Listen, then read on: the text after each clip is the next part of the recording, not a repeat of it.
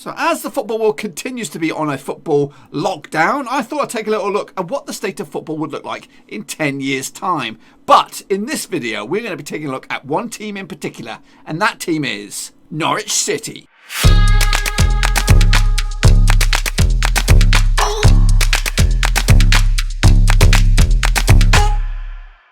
That's right, folks, back once again with another video. Today we're going to take a look at Norwich City, where they are now and where they're going to be in 10 years' time, courtesy of the use of Football Manager 2020. That's right. Now, before we get into it, be sure to give this video some love and smash a thumbs up. And, of course, if you're new, smash subscribe. New videos every single day. And over the next 20, maybe even 30 odd days, we're going to be doing a different team to see where they are in 10 years' time.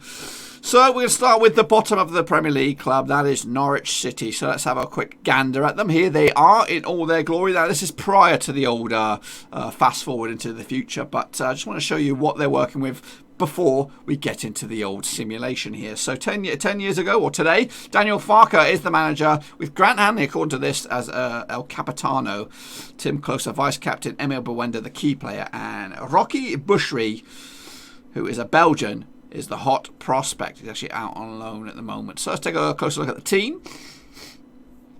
Here they are, and they are ranked in the most expensive order from Bawenda top, Pookie second, and then hot prospects Max Aarons, Ben Godfrey, Tom Cantwell in the top five. So there's a lot of money in there. There's a lot of money for Norwich to explore if they want to sell some players and all that kind of jazz.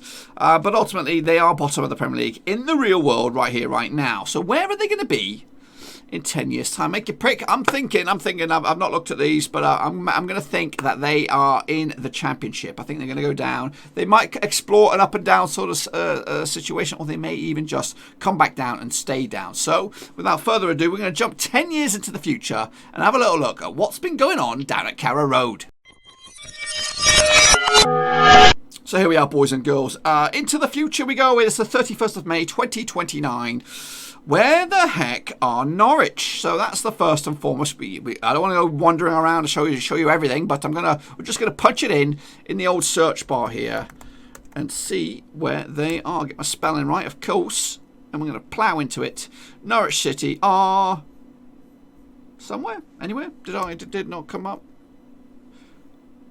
Norwich. Okay, we'll just go with Norwich. They are in the Premier League, sitting 7th as well. Wow, wow, wee, wow. Let's take a closer look at that 7th place finish. They made it into Europe. Blackburn Rovers are in there. Goodness gracious me. Wow, what a flippin' few years it must be. So let's get into it and take a little look at that team. A quick overview of it. So the man in charge is Brendan Rodgers. Wow, that's a pickup and a half. Captain is Marco Kane. Don't know much about him. Vice captain Ben Godfrey is still there after 10 years' time. The key player is Todoro, who is a regen. Yazin Sefar is also in there, another regen. So they're looking pretty good. Their reputation, I think, has gone up like by 2 stars. So they may, according to this, have remained in the Premier League this whole time with steady Eddie finishes across the thing. We'll take a close look at that in a minute. So the promotion season there, they finished 13th in the first season, 10th. Back-to-back 10ths, 11th, little dip there to 14th, 12th, 15th, and 9th, 11th, and now finishing in 7th spot. So let's have a look at what they're working with. Well, look at this guy. Miguel Valencia is their main man. He's a 23-year-old. It looks like he's a regen as well. £51 million rated. Colombian international. 3 goals in his 3 appearances for his country. But any standouts from the names that we're familiar? Jude Bellingham. Well. 25 years of age. He's a Canary now. Bought in from Birmingham. 21 million. He stuck around at Birmingham for a couple of seasons, but made the switch, and he's been very, very decent. I don't think he's got an England international caps yet. He's still got time, though, 5 years or so. Jamal Lewis is still there, 31 years of age now. He is a Norwich dude, right? He is. Look at that. Flipping. He's closing on two testimonials. Look at that. He's been there a long, long time.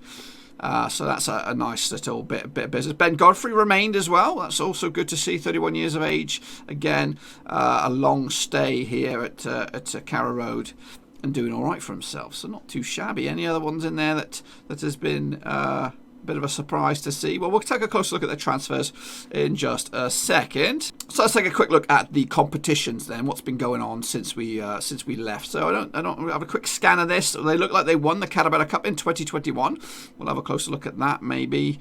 Of course, nothing else down here is anything relevant. So let's jump into the league placements then. So over the past, so it's 2029. Let's take a look at the league placements then. So since the initial start of this simulation back in 2019, 2020, it's been a sort of steady sort of rise, finishing in 13th. The points have increased. A little bit of a dip there and a little bit of a terrible season, 2025, 2026, where they probably could have been relegated because it's got less than 40 points. 47 points in the next season and 43 in last season. So ain't too shabby there, boys. Ain't too shabby indeed. How about the manager merry-go-round? What had happened since Farke left? So Farke was there for 6 years, getting the sack, or in 2024. Caretaker came in, then Viktor Gurachenko came in for just shy of 2 years. Wright was then there for just another caretaker stint. Eric Ten Hag coming in for 2 years and a bit before making way once again for David Wright. Brendan Rodgers has been here just over a year as well, leading them to a 7th place finish. So some high-profile names in there for the managerial roles. Now, how about the transfers? What sort of players have come and gone? So kicking it off way back when, at the start of the old simulation, back in 2019, 2020, we saw a few guys going out on loan. Mikael Anderson was the major transfer brought in on the first season. A couple of little faces going out on loan to the respective clubs. In the second season, Neil Maupay joined from Brighton, 30 million. We'll have a closer look at him, see what happened with him. Ollie Watkins came as well for 10.5 million. Some big names there, or big names for the Championship anyway. Oliver Norwood from Sheffield United came in. Any familiar faces going out?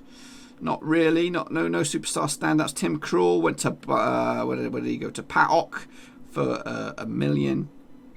So a lot of money spent, but not much coming in. So Neil Maupay actually has gone over to now. Looks like China, perhaps. I don't know about that club. How did you get on at Norwich? How did you get on at Norwich, pal? You did. Meh. Okay, not too amazing. How about Ollie Watkins?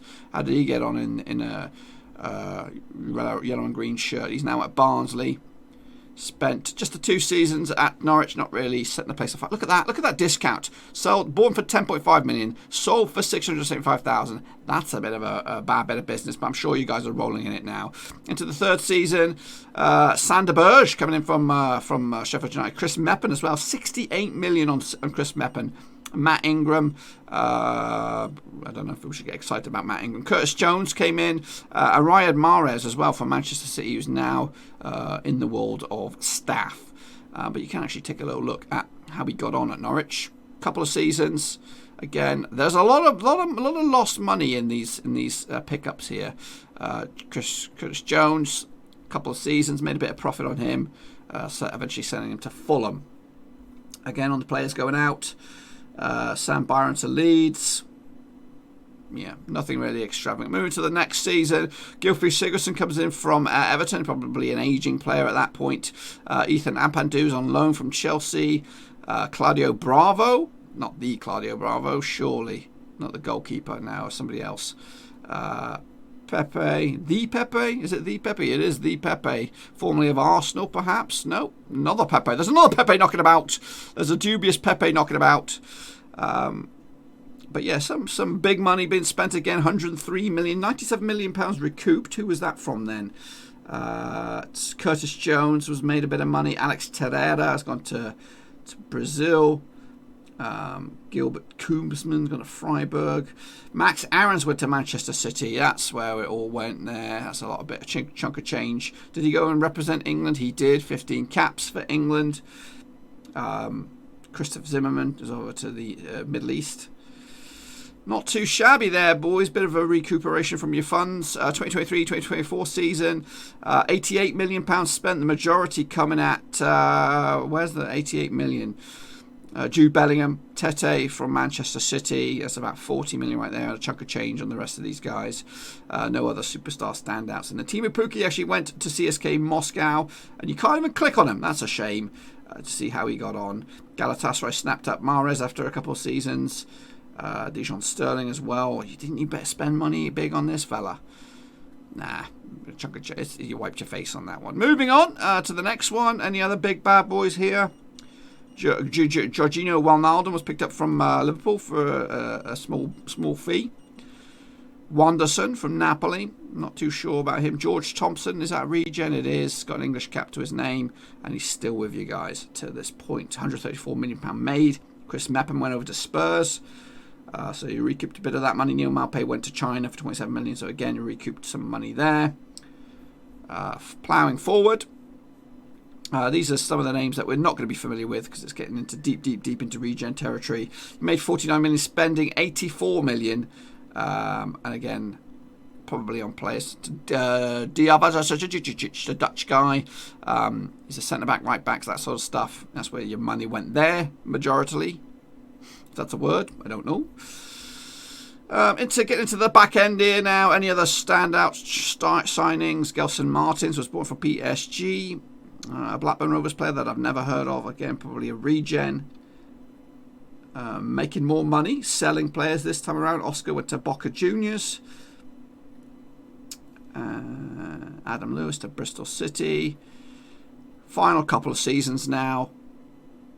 Yeah. Anything else that stands out? Then you think that's a good bit of business? 102 million. Again, it's kind of turned around a little bit where you're actually generating more money through your sales than anything else.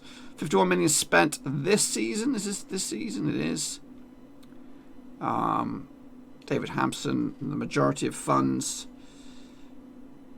and a lot of other players we've never really heard of. So let's take a quick look at some of the records here. So your top goal scorer in the past 10 years per season was actually Neil Maupay, scoring 25 goals in the season. So, he did have a good season in him.